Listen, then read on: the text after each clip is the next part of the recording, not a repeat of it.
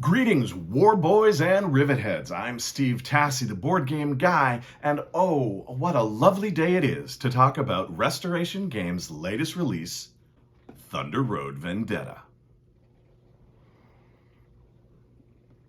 I backed the Kickstarter because I'm a fan of the original Jim Kiefer game from 1986, Thunder Road. And I wanted to see what the crew at Restoration Games would do with that original framework. I have the Maximum Chrome edition of the game with all the various extra boards and expansion content.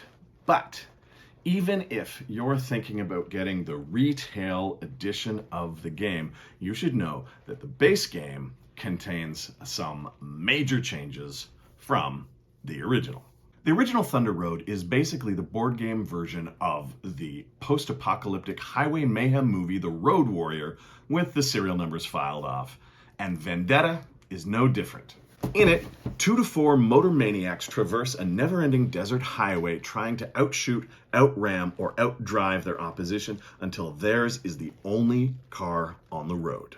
The titular road is the first change that Restoration Games brought to the table. In the original, you have 2 long pieces of road which caterpillar along to make the never-ending highway. When a vehicle drives off the lead edge of the front board, the rear board is cleared off and placed in front of the lead as the new lead board.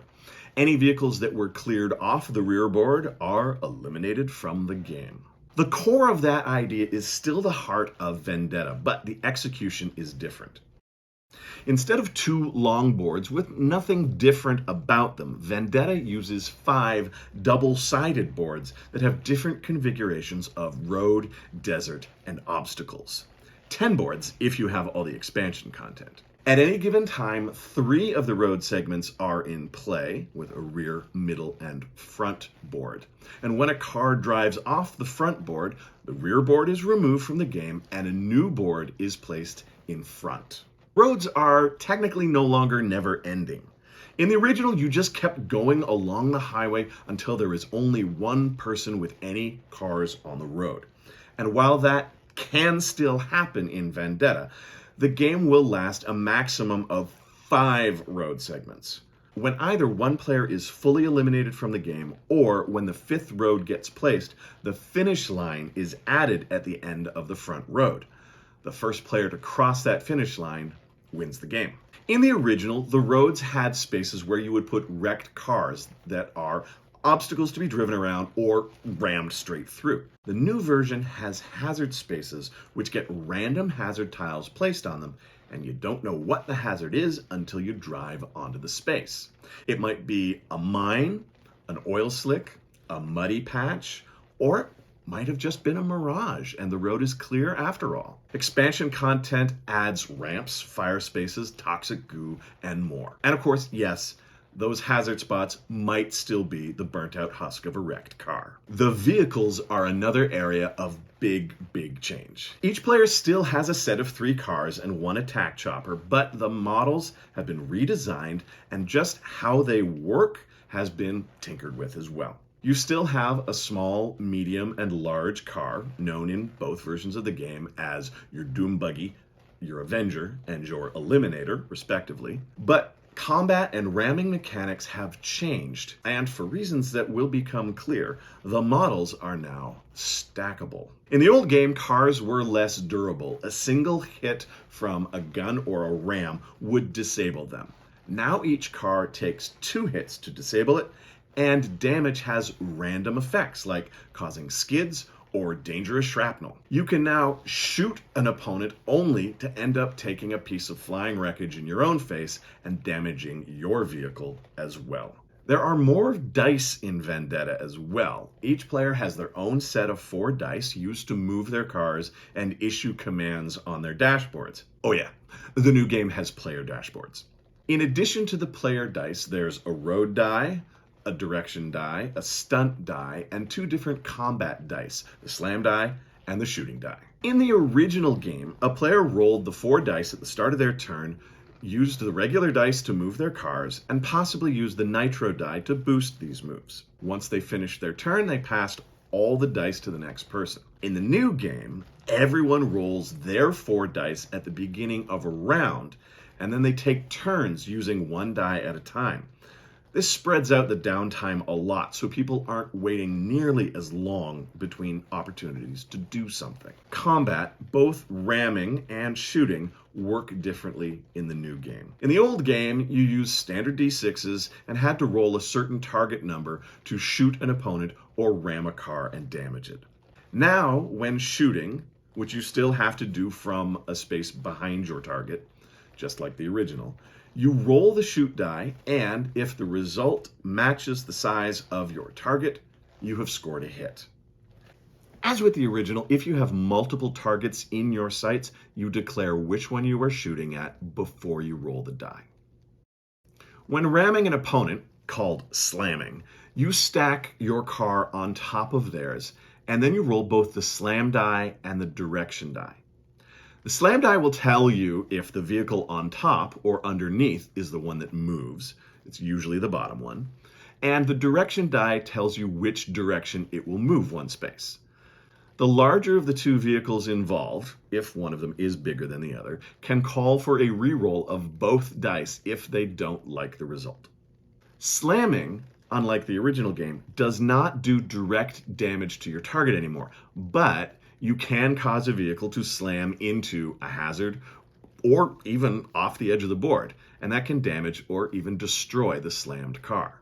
In the original game, you could slam through a wrecked vehicle and have a 50-50 chance to either keep on moving or become a wreck yourself. In Vendetta, if you slam into a wreck, just as you would any other car, you lose the rest of your movement as a result of that slam. Of course, you might bounce around a bit more as a result of the slam die roll. Choppers also work a little differently. In the old game, you could bring in your chopper, shoot at a target, and then you had to leave your chopper there until the board that the chopper was placed on got cleared. Now you can use your chopper every single round if you want to. Also, the space the chopper occupies is now deadly to any car that ends a turn there. You can move through a chopper, but if you end a move in the same space as a chopper, your vehicle has been eliminated from the game. Dashboard commands are a new way to handle some of the elements of the old game. Your command dashboard has 4 different commands to choose from, and you get to issue no more than 1 command per round.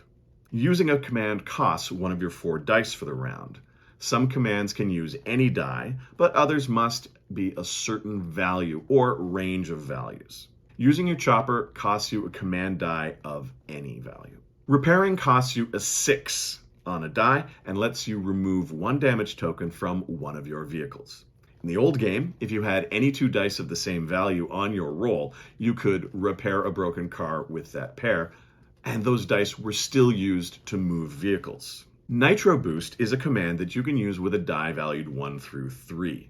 It adds that many movement points to one vehicle's move. In the old game, you could use the 4th Nitro die that you rolled to boost any or all of your vehicle's movement as long as their trajectory didn't leave the paved road at any time. That rule has been replaced by the Nitro command that can boost a single vehicle no matter where it goes, and the road die rule. The first player rolls the road die at the start of the round, and all players may use the result to add to the move of any or all of their vehicles, as long as those vehicles stay on pavement. The drift command requires a die valued 3 to 5, and it lets your car ignore the first slam situation that it would enter this move. You're drifting around cars rather than ramming right into them. So those are the differences between original Thunder Road and Restoration Games' new reboot, Thunder Road Vendetta.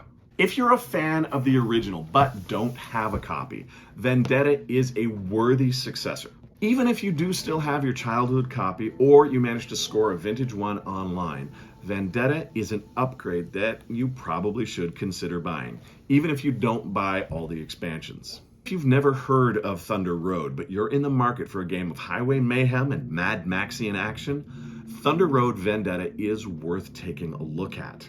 There are plenty of car crash games on the market, and Vendetta is more than just a fresh coat of paint on a vintage vehicle. There is a lot under this hood. I'm the board game guy, asking you to hit that like button so we can all be awaited in Valhalla, shiny and chrome. Thanks for watching.